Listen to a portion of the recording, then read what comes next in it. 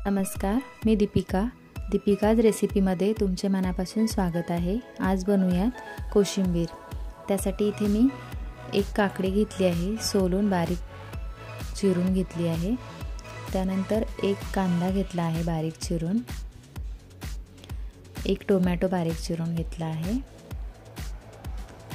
एक मिरची बारीक तुकडे करून घेतले आहे। त्यानंतर 2 चमचे शेंगदाणे भाजून त्याचे जाडसर कूट करून घेतले, ते घातले। अर्धा कप दही,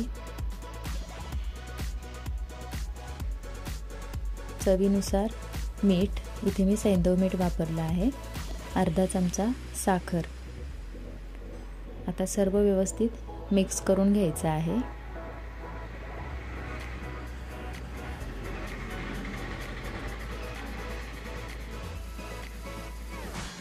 हे असं सर्व मिक्स करून आपण अशीच कोशिंबीर खाऊ शकतो, पण मी याला थोडा तडका देऊन घेणार आहे।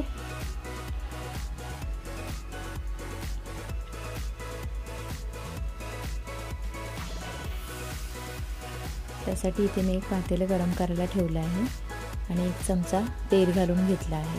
तेल गरम झालं की अर्धा चमचा मोहरी घालून घेतली। मोहरी छान तडतडली की त्यानंतर गॅस बंद केला आहे व अर्धा चमचा जिरं घालून घेतलं आहे। त्यानंतर कढीपत्त्याची पानं घालून घेतले, चिमूटभर हिंग। आता सर्व व्यवस्थित मिक्स करून हा तडका कोशिंबीरीवर घालून घ्यायचा आहे। तडका कोशिंबीरीवर घातला की छान मिक्स करून घ्यायची कोशिंबीर। तेलाऐवजी तुपाचा तडका दिला तरीही कोशिंबीर खूप छान लागते चवीला, किंवा तडका नाही दिला तरीही कोशिंबीर खायला खूप छान लागते।